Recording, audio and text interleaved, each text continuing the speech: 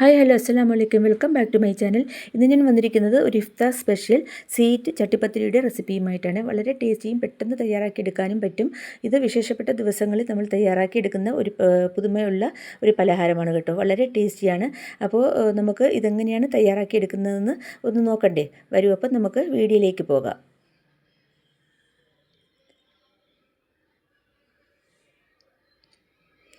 അപ്പോൾ ഞാൻ അതിന് വേണ്ടി ഒരു പാത്രം ആദ്യം എടുത്തിട്ടുണ്ട്. ഇതിലേക്ക് നമുക്ക് 1 കപ്പ് മൈദാപ്പൊടി ഇട്ട് കൊടുക്കുക. 250 ml മെഷറിംഗ് കപ്പിനാണ്. ഇനി നിങ്ങൾക്ക് ഇത്തിരി ഉയർച്ചയുള്ളതും ഇത്തിരി വട്ടം കൂടിയതുമായ ഒരു ചട്ടിപ്പത്തിരി തയ്യാറാക്കണമെങ്കിൽ 1/2 കപ്പും കൂടി ഇട്ട് കൊടുക്കാം കേട്ടോ. 1.5 കപ്പ് മൈദാപ്പൊടി ഇട്ട് കൊടുക്കാം. ഞാൻ ഇത് 1 കപ്പ് മൈദാപ്പൊടിയിലാണ് തയ്യാറാക്കി എടുക്കുന്നത്. അപ്പോൾ നമുക്കിതിലേക്ക് ആവശ്യത്തിനുള്ള ഉപ്പിട്ട് കൊടുക്കുക. എന്നിട്ട് ഒരു സ്പൂൺ വെച്ച് നന്നായിട്ടൊന്ന് മിക്സാക്കി എടുക്കാം. അപ്പോൾ അത് സ്പൂൺ വെച്ച് നന്നായിട്ട് മിക്സാക്കി എടുത്തു. ഇനി നമുക്ക് ഇളം ചൂടുള്ള വെള്ളം നമുക്കിതിലേക്ക് ഒഴിച്ച് കൊടുക്കണം. ഇതൊരു ചപ്പാത്തിക്ക് പൂരിക്കൊക്കെ കുഴച്ചെടുക്കുന്നത് പോലെ നല്ല സോഫ്റ്റായിട്ട് കുഴച്ചെടുക്കുക. ആദ്യം കുറേശ്ശെ വെള്ളം ഒഴിച്ച് കൊടുത്തിട്ട് ഇത് നന്നായിട്ടൊന്ന് നമുക്ക് കുഴച്ചെടുക്കാം.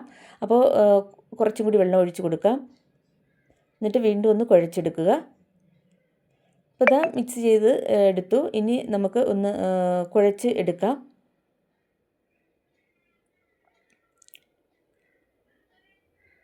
അപ്പോൾ നല്ല സോഫ്റ്റായിട്ട് തന്നെ നന്നായിട്ട് കുഴച്ചെടുക്കുക.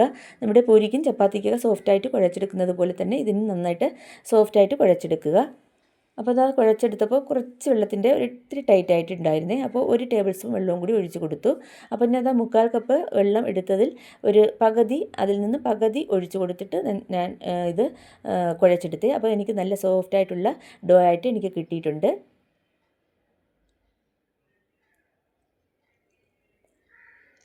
അപ്പോൾ അതാ നമ്മുടെ മാവ് നന്നായിട്ട് ഞാൻ സോഫ്റ്റായിട്ട് കുഴച്ചെടുത്തേ. ഇനി നമുക്കിത് അടച്ച് വെച്ച് 10 മിനിറ്റ് റെസ്റ്റ് ചെയ്യാൻ വയ്ക്കാം. ഇത് നല്ല സോഫ്റ്റായിട്ട് ആയിട്ടുണ്ട്. ഇനി നമുക്ക് അടച്ച് വയ്ക്കാം. ഒരു 10 മിനിറ്റ് കഴിഞ്ഞിട്ട് നമുക്ക് തുറക്കാം. ഇപ്പോൾ ഇതാ 10 മിനിറ്റ് ആയിട്ടുണ്ട്. ഇനി നമുക്കിത് തുറക്കാം. ഇനി ഒന്നും കൂടി ഒന്ന് മിക്സാക്കി എടുക്കുക. ഇതിപ്പുറം ഒന്ന് ചെറുതായിട്ടൊന്ന് ട്രൈ ആയിരിക്കും, അത് മാറാനാണ്. എന്നിട്ട് നമുക്ക് നമ്മുടെ പൂരിക്കൊക്കെ എടുക്കുന്നത് പോലെ ചെറിയ ബോളുകളാക്കി എടുക്കുക.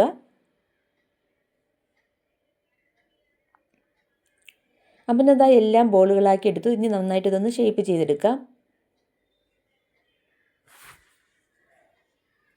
അപ്പോൾ അതാ നമ്മുടെ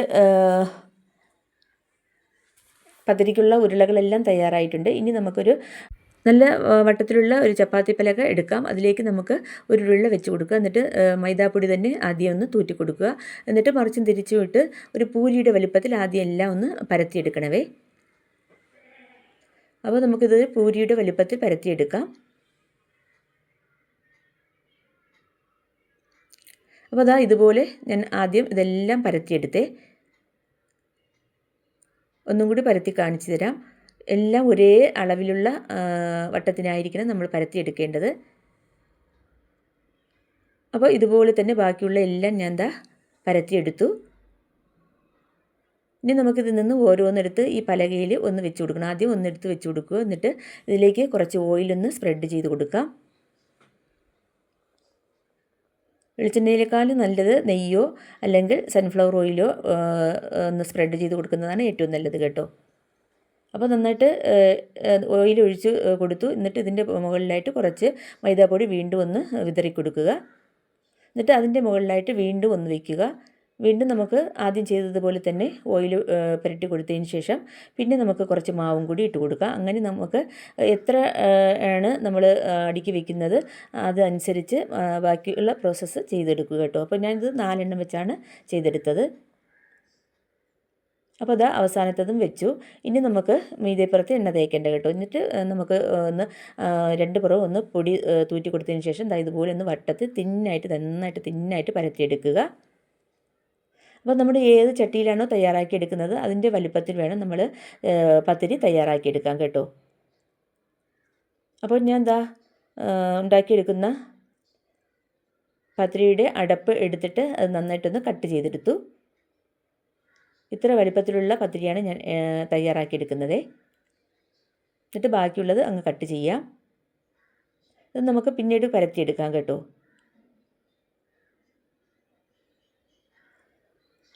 അപ്പോൾ അതാ ഇതുപോലെ തന്നെ ബാക്കിയും നമ്മൾ പരത്തിയിട്ട് ഇതുപോലെ കട്ട് ചെയ്തെടുത്തു.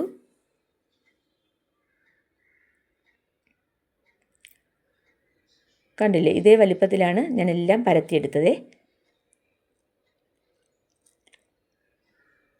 ഇനി നമുക്കൊരു ദോശ കല്ല് അടുപ്പത്ത് വയ്ക്കാം. കല്ല് നന്നായിട്ട് ചൂടാകുമ്പോൾ ഇതിലേക്ക് കുറച്ച് ഓയിലൊന്ന് സ്പ്രെഡ് ചെയ്ത് കൊടുക്കാം.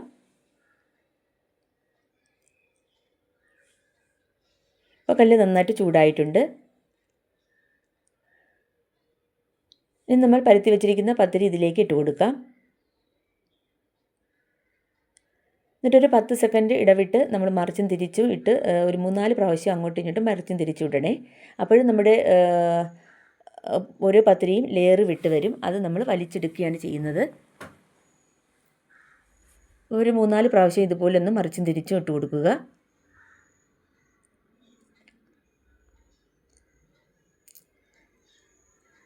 അപ്പോൾ അതാ നമ്മുടെ പത്തിരിയുടെ ലെയറൊക്കെ ഏകദേശം വിട്ട് വന്നിട്ടുണ്ട്. ഇത് നമുക്ക് പതുക്കെ ഒന്ന് കൈകൊണ്ട് ഒന്ന് വലിച്ചെടുക്കാവേ. ചൂട് കാണും, കൈ പൊള്ളാതെ നോക്കുക. അപ്പോൾ അതാ ഇതുപോലെ വലിച്ചെടുക്കുക. ചിലപ്പോൾ കീറിയെന്നൊക്കെ ഇരിക്കും, അതിന് കുഴപ്പമൊന്നുമില്ല കേട്ടോ. പക്ഷേ എൻ്റെതൊന്നും കീറിയിട്ടൊന്നും ഇല്ലായിരുന്നു, എല്ലാം നല്ല പെർഫെക്റ്റ് ആയിട്ട് കിട്ടിയിട്ടുണ്ടായിരുന്നു. അപ്പോൾ ഇതുപോലെ തന്നെ ബാക്കിയുള്ള എല്ലാം ഞാൻ ദോശക്കല്ലിൽ വെച്ച് ചൂടാക്കിയിട്ട് ഇതുപോലെ ലെയറാക്കി എടുത്തേ.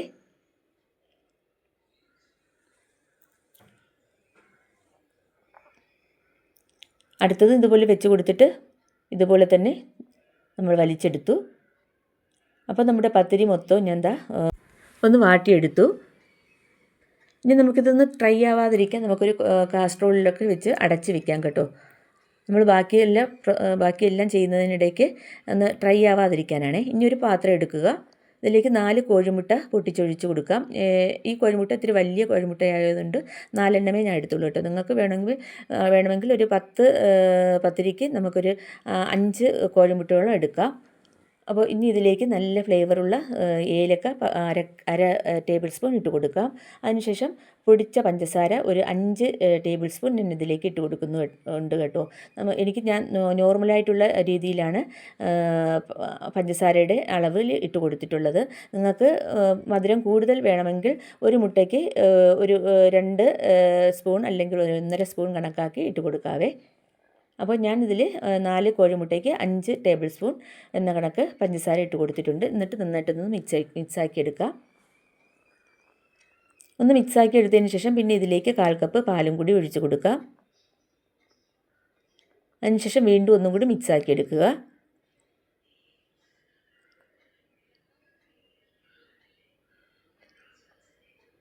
അപ്പോൾ അതാ ആദ്യത്തെ ബാറ്റർ ഞാനിവിടെ തയ്യാറാക്കി. ഇനി നമുക്കതങ്ങ് മാറ്റി വയ്ക്കാം. ഇനി നമുക്ക് അടുത്തൊരു ബൗൾ എടുക്കാം. അതിലേക്കും അതുപോലെ തന്നെ ഒരു 4 കോഴിമുട്ട പൊട്ടിച്ചൊഴിച്ച് കൊടുക്കുകയാണ്. എന്നിട്ട് അര ടേബിൾ സ്പൂൺ ഏലക്ക പൊടിച്ചതും 5 ടേബിൾ സ്പൂൺ പഞ്ചസാരയും കൂടി ഇട്ട് കൊടുക്കുന്നുണ്ട്. എന്നിട്ട് നമ്മൾ ആദ്യം ചെയ്തതുപോലെ ഒന്ന് വിസ്ക് കൊണ്ട് ഒന്ന് മിക്സാക്കി എടുക്കുക. കുറച്ച് മിക്സാക്കി എടുത്തതിന് ശേഷം പിന്നെ നമുക്കിതിലേക്ക് 1/4 കപ്പ് പാലും കൂടി ഇതിലേക്ക് ഒഴിച്ച് കൊടുക്കാം.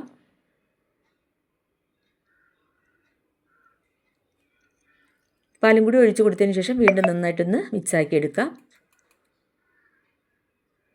അപ്പോൾ അതാ നമ്മുടെ 2 ബാറ്ററും റെഡി ആയിട്ടുണ്ട്. ഇത് നമുക്ക് അങ്ങോട്ട് മാറ്റി വയ്ക്കാം. ഇനി ആവശ്യമായിട്ടുള്ള കുറച്ച് ഇൻഗ്രീഡിയൻറ്റ് എടുത്തിട്ടുണ്ട്. അത് ഒരു 2 ടേബിൾ സ്പൂൺ ഓയിലിൽ 2 ടേബിൾ സ്പൂൺ നെയ്യും കൂടി ഒഴിച്ച് കൊടുത്തിട്ട് നന്നായിട്ട് കലക്കിയെടുത്തതാണ്. പിന്നെ അതുപോലെ തന്നെ ഒരു 5 ടേബിൾ സ്പൂൺ റവ എടുത്തിട്ടുണ്ട്. റവയ്ക്ക് പകരം കസ്കസും എടുക്കാം കേട്ടോ. എന്നിട്ട് 50 ഗ്രാം അണ്ടിപ്പരിപ്പ്, 50 ഗ്രാം കിസ്മിസ്. ഇനി നമുക്ക് ഒരു പാൻ അടുപ്പത്ത് വയ്ക്കാം. ഇതിലേക്ക് ആദ്യം നമ്മുടെ റവ ഇട്ട് ഒന്ന് ചൂടാക്കി എടുക്കാം. ഒരു ഗോൾഡൻ കളറാക്കി എടുക്കണം കേട്ടോ. അപ്പോൾ തീ കുറച്ചിട്ടിട്ട് നന്നായിട്ടൊന്ന് ഇളക്കി കൊടുക്കാം. അപ്പോൾ ഇതാ നമ്മുടെ റവ നന്നായിട്ടൊന്ന് മൂത്ത് കിട്ടിയിട്ടുണ്ട്. ഇനി നമുക്കിതൊരു പാത്രത്തിലേക്ക് മാറ്റി കൊടുക്കാം. അതിനുശേഷം ആ പാൻ തന്നെ കഴുകിയിട്ട് വീണ്ടും വെച്ചു. പാൻ നന്നായിട്ടൊന്ന് ചൂടായതിന് ശേഷം നമ്മൾ എടുത്തു വച്ചിരിക്കുന്ന നെയ്യിൽ നിന്നും ഒരു 3 ടേബിൾ സ്പൂൺ നെയ്യ് ഇതിലേക്ക് ഒഴിച്ച് കൊടുക്കാം.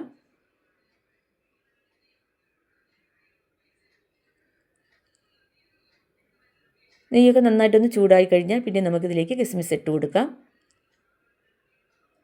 ഒന്ന് ഇളക്കി വീർത്ത് കഴിഞ്ഞാൽ നമുക്കിതൊന്ന് വേറൊരു പാത്രത്തിലേക്ക് മാറ്റി കൊടുക്കാവേ. അപ്പോൾ അത് നന്നായിട്ട് വീർത്ത് വന്നിട്ടുണ്ട്. ഇത് നമുക്ക് വേറൊരു പാത്രത്തിലേക്ക് ആക്കി കൊടുക്കാം.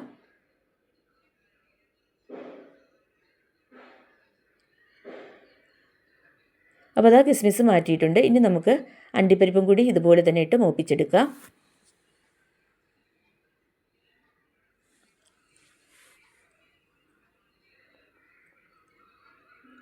അപ്പോൾ അതും നന്നായിട്ട് ഫ്രൈ ആയി കിട്ടിയിട്ടുണ്ട്. ഇത് നമുക്ക് എണ്ണയിൽ നിന്നും കോരി മാറ്റാം.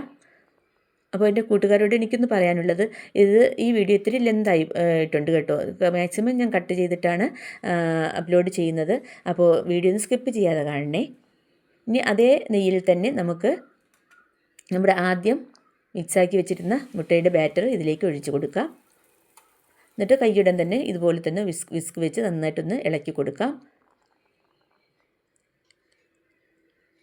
പാലും കൂടി ചേർന്നിരിക്കുന്നത് കൊണ്ട് മറ്റ് സാധാരണ മുട്ട നമ്മൾ ഒഴിച്ച് ഇളക്കുമ്പോൾ പെട്ടെന്ന് സ്ക്രാമ്പിൾ ആവില്ലേ, അതുപോലെ ആവില്ല. ഇത്തിരി കൂടി സമയം പിടിക്കും കേട്ടോ.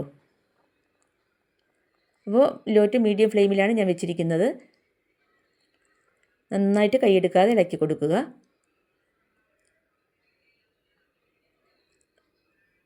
ഇപ്പോൾ ഇതാ നമ്മുടെ മുട്ട ഒരുവിധം വെള്ളമൊക്കെ വലിഞ്ഞ് കിട്ടിയിട്ടുണ്ട്. ഇതുപോലെ ആയി കിട്ടിയിട്ടുണ്ട്. ഇനി നമുക്ക് ഇതിലേക്ക് വറുത്ത് വെച്ചിരിക്കുന്ന അണ്ടിപ്പരിപ്പും കിസ്മിസും ഇട്ട് കൊടുക്കാം. കുറച്ച് മാറ്റി വയ്ക്കുക കേട്ടോ. 3/4 ഭാഗം ഇട്ട് കൊടുക്കുക. അതിനുശേഷം വറുത്ത് വെച്ചിരിക്കുന്ന റവയും കൂടി ഒരു 2 ടേബിൾ സ്പൂൺ ഇട്ട് കൊടുക്കുക.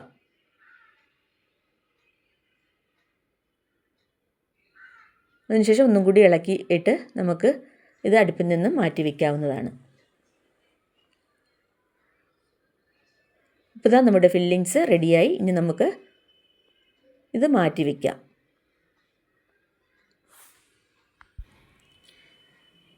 അടുത്തതായിട്ട് ഒരു പാത്രത്തിൽ ഞാനൊരു 1/2 കപ്പ് പശുവും പാലും കൂടി എടുത്തിട്ടുണ്ട്. കവർ പാലാണേ. എന്നിട്ട് രണ്ടാമത് നമ്മൾ തയ്യാറാക്കിയ മിക്സ് എടുക്കുക. എന്നിട്ട് ബാക്കിയുള്ള അണ്ടിപ്പരിപ്പ്, കിസ്മിസ്, റവ എല്ലാം നമ്മുടെ അടുത്തായിട്ട് വെച്ച് കൊടുക്കുക.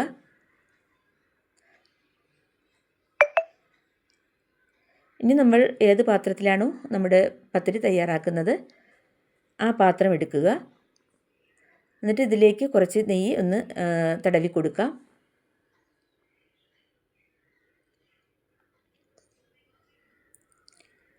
അതിനുശേഷം നമ്മൾ തയ്യാറാക്കിയ പത്തിരി ആദ്യം ഒന്ന് വെച്ച് കൊടുക്കാം.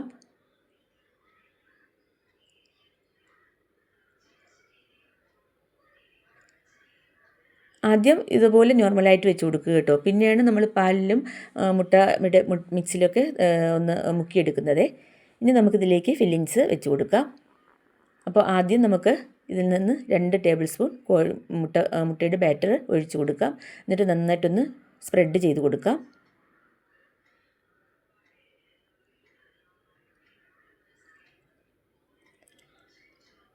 ഇനി നമുക്ക് നമ്മുടെ മുട്ടയുടെ ഫില്ലിങ്സ് വെച്ച് കൊടുക്കാം. അപ്പോൾ നമ്മുടെ മുട്ടയുടെ ഫില്ലിങ്സിൽ നിന്ന് ഒരു 1.5 ടേബിൾ സ്പൂണോളം ആദ്യം ഇതൊന്ന് സ്പ്രെഡ് ചെയ്ത് കൊടുക്കാം. നിരത്തിയിട്ട് കൊടുക്കണം കേട്ടോ. എന്നിട്ട് നമുക്ക് വറുത്ത് വെച്ചിരിക്കുന്ന അണ്ടിപ്പരിപ്പും കിസ്മിസും ഒക്കെ 1-2 വെച്ച് വീണ്ടും ഒന്ന് അവിടെ ഇവിടെയായിട്ട് വെച്ച് കൊടുക്കാം. അതിനുശേഷം നെയ്യ് ഒഴിക്കണം കേട്ടോ. ഇത് ആദ്യം ഞാൻ നെയ്യ് ഒഴിച്ചിട്ടില്ലായിരുന്നു, ഒന്ന് വിട്ടുപോയതാണ്. എന്നിട്ട് നമുക്ക് വറുത്ത് വെച്ചിരിക്കുന്ന നമ്മുടെ റവ ഇതിലേക്ക് ഇട്ട് കൊടുക്കാം. റവയ്ക്ക് പകരം കസ്കസ് വേണമെങ്കിലും ഇട്ട് കൊടുക്കാൻ കിട്ടും. എൻ്റെ കയ്യിൽ കസ്കസ് ഇല്ലാത്തതുകൊണ്ട് ഞാൻ റവയാണ് എടുത്തത്. ഇനി നമുക്ക് പാലെടുക്കാം. ഒരു പത്തിരി എടുത്തിട്ട് പാലിലൊന്ന് മുക്കിയെടുക്കുക.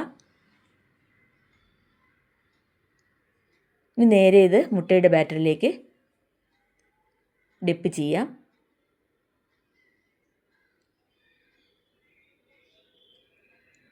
എന്നിട്ട് നേരെ നമുക്ക് ഇത് സോസ് പാനിലേക്ക് വെച്ച് കൊടുക്കാം.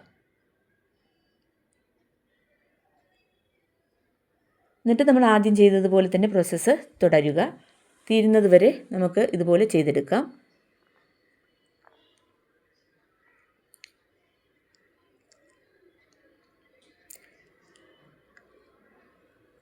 അപ്പോൾ ഇത് അവസാനത്തേതാണ് കേട്ടോ. എന്നിട്ട് നെയ്യ് ഇതുപോലെ ഒഴിച്ചു കൊടുക്കുക. എല്ലാ പത്തിരിയുടെ മീതെയും നെയ്യും കൂടി ഒഴിച്ചു കൊടുക്കുക. എന്നിട്ട് അണ്ടിപ്പരിപ്പും കിസ്മിസും ഇട്ട് കൊടുക്കാം.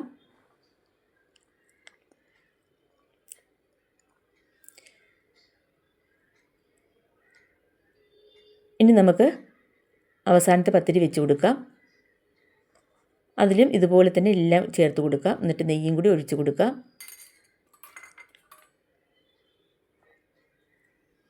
ഇനി നമുക്ക് ഇതൊന്ന് കുക്ക് ചെയ്തെടുക്കണം. അപ്പം ഞാൻ അതിനു വേണ്ടി ഒരു അടിയിൽ വെക്കാൻ വേണ്ടി ഒരു പാന് 10 മിനിറ്റ് പ്രീ ഹീറ്റ് ചെയ്ത് ഇട്ടിട്ടുണ്ടായിരുന്നു. ഇതിൻ്റെ മുകളിലായിട്ട് നമ്മുടെ ചട്ടിപ്പത്തിരിക്ക് തയ്യാറാക്കിയ പാത്രം വെച്ച് കൊടുക്കുക. എന്നിട്ട് കുറച്ച് നെയ്യും കൂടി ഇട്ട് കൊടുക്കുക. അതിനുശേഷം നമ്മുടെ റവയും കൂടി ഇട്ട് കൊടുക്കാം.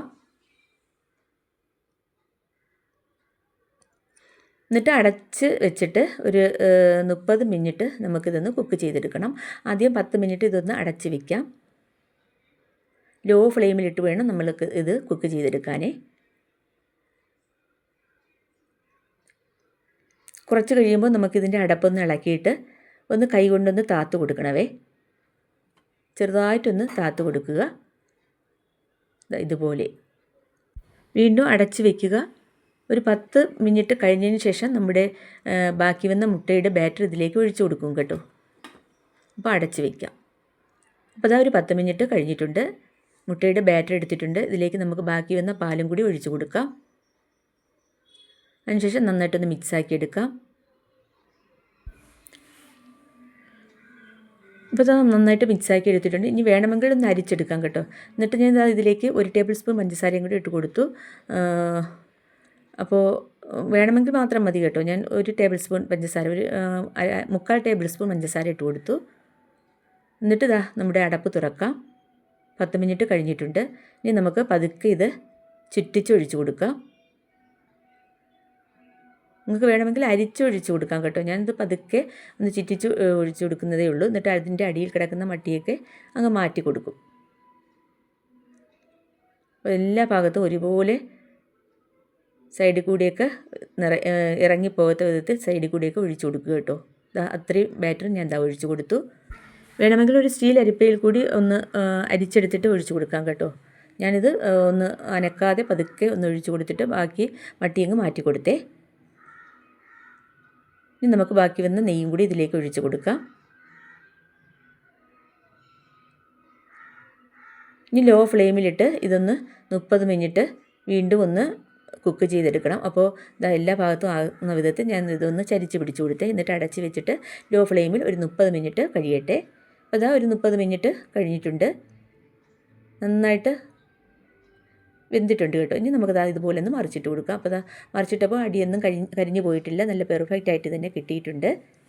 ഇനി ഒരു 5 മിനിറ്റും കൂടി നമുക്ക് ഇതേ ലോ ഫ്ലെയിമിൽ ഇട്ടിരിക്കാം. അപ്പോൾ അടച്ച് വെച്ച് കൊടുക്കാം. ഇനി ഒരു 5 മിനിറ്റും കൂടി നമുക്ക് ഈ ലോ ഫ്ലെയിമിൽ ഇട്ടിരിക്കണം.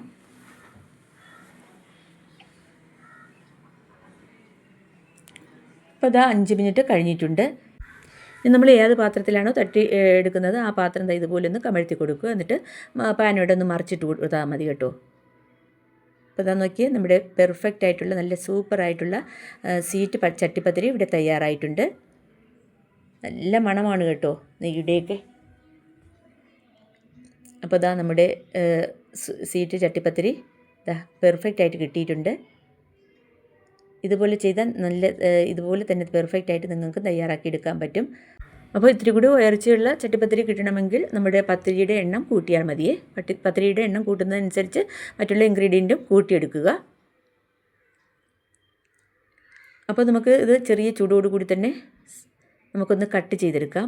ഇത് നല്ല വിശേഷപ്പെട്ട ദിവസങ്ങളിലൊക്കെ തയ്യാറാക്കിയെടുക്കുന്ന ഒരു പുതുമ ഉള്ള ഒരു സ്വീറ്റ് റെസിപ്പിയാണേ. വളരെ ടേസ്റ്റിയാണ് കഴിക്കാൻ. പെട്ടെന്ന് തയ്യാറാക്കിയെടുക്കാനും പറ്റും. നമ്മൾ പത്തിരി പരത്തിയെടുക്കുന്ന താമസമേ ഉള്ളൂ. അപ്പോൾ ഞാൻ ഒരു പീസ് കട്ട് ചെയ്തു. കണ്ടില്ലേ, നോക്കിയേ, നല്ല ലെയറായിട്ടൊക്കെ വന്നിട്ടുണ്ട്. നല്ല ടേസ്റ്റുമായിരുന്നു കേട്ടോ. അപ്പോൾ എല്ലാവരും ഇതുപോലെ ഒന്ന് ട്രൈ ചെയ്ത് നോക്കണേ. ട്രൈ ചെയ്ത് നോക്കിയിട്ട് നിങ്ങളുടെ അഭിപ്രായങ്ങളൊക്കെ കമൻറ്റ് ബോക്സിൽ എഴുതി അറിയിക്കുക. അപ്പോൾ ഇന്നത്തെ വീഡിയോ നിങ്ങൾക്ക് എല്ലാവർക്കും ഇഷ്ടമായെന്ന് വിചാരിക്കുന്നു. വീഡിയോ ഇഷ്ടമായ ഒന്ന് ലൈക്ക് ചെയ്യാനും ഷെയർ ചെയ്യാനും കമൻറ്റ് ചെയ്യാനും പിന്നെ ഹൈപ്പ് ചെയ്യാനും മറന്നു പോകരുതേ. പിന്നെ എൻ്റെ വീഡിയോ ആദ്യമായിട്ട് കാണുന്ന കൂട്ടുകാരുണ്ടെങ്കിൽ പ്ലീസ് ഒന്ന് സബ്സ്ക്രൈബ് ചെയ്തൊന്ന് സപ്പോർട്ടും കൂടി ചെയ്യണേ. തൊട്ടടുത്ത ബെൽ ബട്ടനും കൂടി ഒന്ന് പ്രസ് ചെയ്ത് ഓൾ എന്ന ഓപ്ഷനും കൂടി എനേബിൾ ചെയ്താൽ ഞാൻ ചെയ്യുന്ന എല്ലാ വീഡിയോസിൻ്റെയും നോട്ടിഫിക്കേഷൻ കറക്റ്റായിട്ട് നിങ്ങൾക്ക് എത്തും. അപ്പോൾ പ്ലീസ് സബ്സ്ക്രൈബ് ചെയ്തൊന്ന് സപ്പോർട്ട് ചെയ്യുക. നിങ്ങളുടെ സപ്പോർട്ട് ഉണ്ടെങ്കിൽ മാത്രമേ നമുക്ക് മുന്നോട്ട് പോകാൻ കഴിയുകയുള്ളൂ. തുടർന്ന് അങ്ങോട്ടും നിങ്ങളുടെ സപ്പോർട്ട് ഉണ്ടാകുമെന്ന് പ്രതീക്ഷിക്കുന്നു. ഇതുവരെ സപ്പോർട്ട് ചെയ്ത എൻ്റെ എല്ലാ കൂട്ടുകാർക്കും വളരെയധികം നന്ദിയുണ്ട് കേട്ടോ. അപ്പോൾ ഇന്നത്തെ വീഡിയോ ഇത്രയേ ഉള്ളൂ. അടുത്ത നല്ല ഒരു ഇഫ്താർ സ്പെഷ്യൽ റെസിപ്പിയുമായിട്ട് വീണ്ടും വരാം. അതുവരേക്കും എല്ലാവർക്കും താങ്ക് യു.